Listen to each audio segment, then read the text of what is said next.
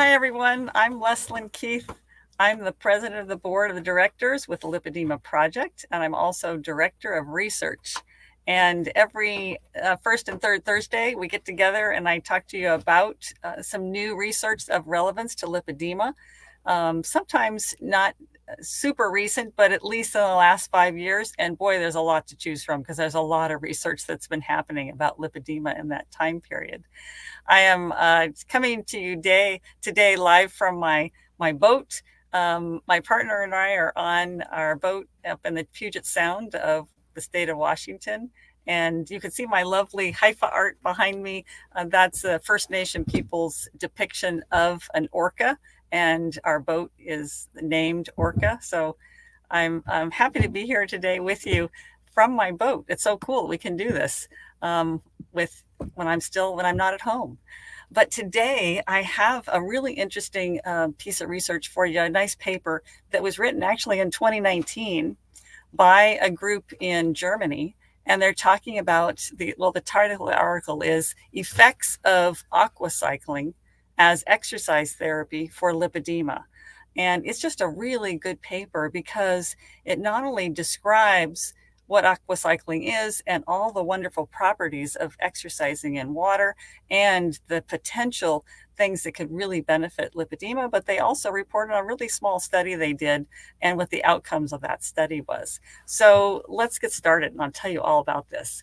So first, let me just tell you a little about aquacycling. And you might have seen this before or even experienced it, but it's basically just a stationary bike that they submerge underwater. And so you're sitting on that bike with usually the water is going to either waist high or even all the way up to chest high. So you're submerged underwater and then you're riding that exercise bike in the pool. Really neat way to exercise, but I'm pretty fond of any kind of exercise when you're in the pool or in the water. So the next thing that paper does is they describe all these wonderful advantages of exercising in the water. And then they talk about specifically for lipedema, what are all the great advantages of being in the water. So the general properties of water that are benefit of anybody who wants exercise in the water, they get those properties of immersion diuresis, which I'll describe, hydrostatic pressure, buoyancy, and water viscosity. So first, that immersion diuresis, which is really cool. This is, I'm just going to move my paper down a little bit here so I can see it. So immersion diuresis is that increased urine production that you get when you're submerged in water. And this happens because when you're submerged underwater, it causes a release of this hormone called atrial natriuretic peptide, more easily said as ANP. And so ANP causes your kidneys to more fluid to go to your kidneys and you have to urinate. This is why quite often when you're exercising in a pool or going swimming in the ocean or anything, you have to usually urinate as soon as you get out. So but the other really cool thing about ANP is it also increases ketone production. And those of you that are involved in the activities that we do at the Lipedema Project and Lipedema Simplified, and maybe you're using a ketogenic diet, you know that ketone production is really good for not only losing weight and losing fat, but it's excellent for lymphatic health. So I love that aspect of ANP also, and being immersed in water. So some of the other properties of water that are really fabulous are hydrostatic pressure. And so this is the pressure from the water that's exerted on your body. And what the neat thing is that the deeper part so more pressure on your feet and then less pressure as you get up towards the surface of the pool. And so this is like wearing a compression garment, only more comfortable. So now you get that gradient pressure from your feet up to your trunk that is helping mobilize fluid. And in one study, they showed as much as 600 milliliters of fluid is moved out of the legs into the trunk from being submerged up to your chest. And so if you're riding that aqua cycle with the water up to your chest, you're mobilizing a lot of fluid.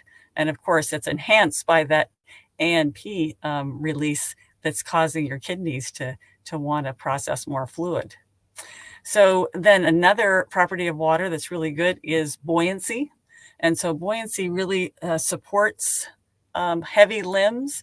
It allows you to get much greater range of motion with your limbs in the water, much heavier, much easier, more easily than on land. So when you don't have gravity stopping you from being able to move your legs around, you can do that movement much more easier in the water, which is very, very nice.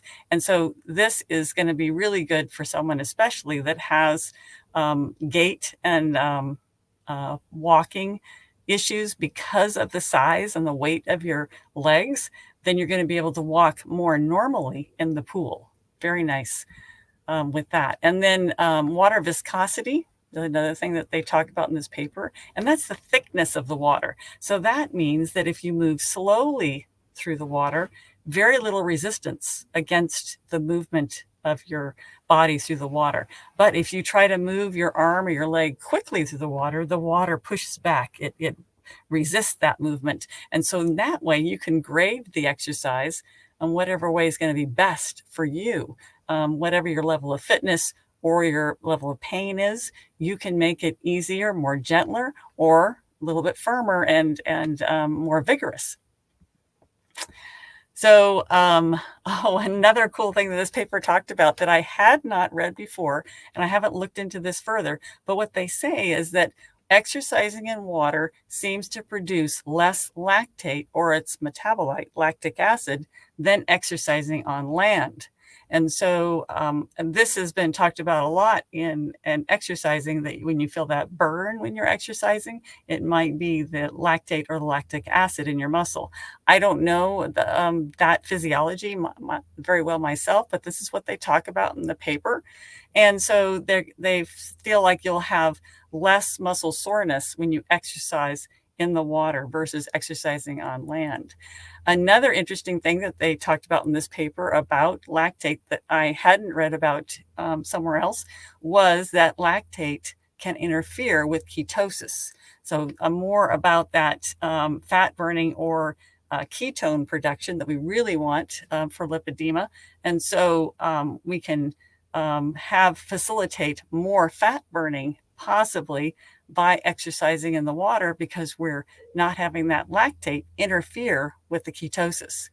So, so you can see already lots of benefits for lipedema, but there's more that they even talked about. So they really talked about having that gentle, non-impact exercise in the water. So you either cycling or even walking in the water, it's going to be non-impact because of that buoyancy factor.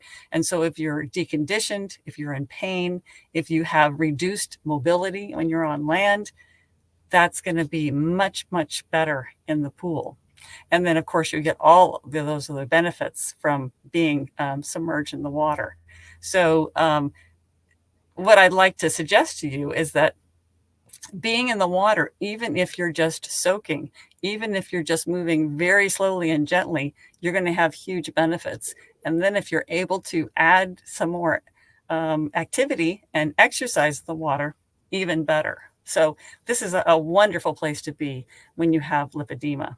So let's talk about their little study they did, a small pilot study with 10 women with lipedema, and some of them also had lipolymphedema, and they compared them getting either just MLD, manual lymph drainage, which is that gentle massage, or did they, the other group got MLD plus they did the aqua cycling. And as you might imagine, the group that got the MLD and the aqua cycling had much greater volume reduction in their legs. So this seemed to be a really good, beneficial thing to augment the overall program for these 10 women in this study. They also talked about in this paper, they reported on another case study, 3 case studies of women with lipedema, and they did other outcome measures. And this one really looked at their quality of life. They had them do a self-report survey. And in that small report of 3 case studies, all of the women reported increased quality of life. So lots of benefits to women with lipedema, getting in the pool and exercising in the pool. And then they report on some other studies of aqua cycling, but on people that did not have lipedema, they were instead had obesity. And in those studies, they all reported increased quality of life, improved cardiovascular function, and reduced fatigue. And these can all be issues that women with lipedema could use help with as well. So just the evidence is mounting for this being a good place for women with lipedema to exercise. But let's talk a little bit about some of those barriers that you might experience to getting into a pool and doing some exercise in the pool. And one of the major things is just access to a pool. Do you have a pool nearby that you can use? If you have a pool nearby that you can use, is that pool accessible? So are you able to get into that pool? Does it just have a difficult to use ladder, or does it have some steps with a handrail? So, just getting in and getting out of the pool might be an issue. And then another concern for you might be just social embarrassment. If you have any discomfort with your body image, you might be uncomfortable getting into a swimsuit and going to a public pool where there's going to be lots of other people present.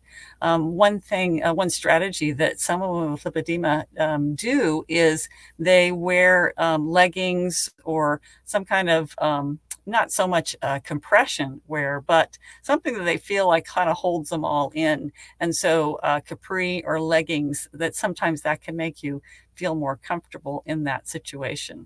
And then you could have some medical conditions that can prevent you from getting into a pool.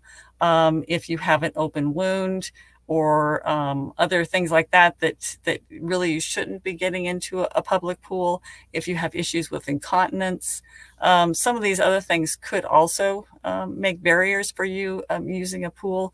But hopefully these will all be able to be dealt with and overcome. And this is something that if you haven't already tried, you might try. I really encourage you to do that. There's just so many benefits, as we can see in this small paper that was in 2019. There's so many benefits to using a pool when you have lipedema. So I hope you'll give it a try. Discuss it with your doctor if you want to make sure that this is going to be something that's okay for you.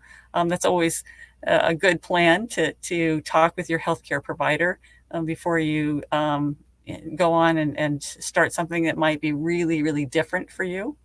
Another barrier might also be that the chemicals that they use to clean a pool.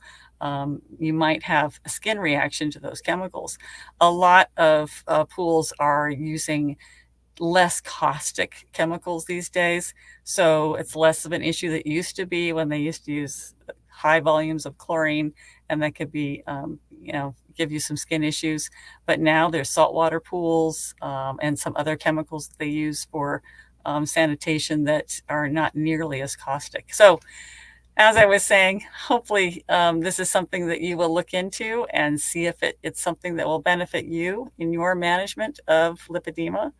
And I hope you'll join me again when I talk about other research papers that are relevant to lipedema. It's the first and third Thursday of each month at 12 noon Pacific, where I am, but a different time possibly if you're somewhere else in the world. But first and third Thursday, be sure and join me for learning about what's new and coming up with lipedema in the research realm. Thank you so much for being here with me, and I'll talk to you again next time.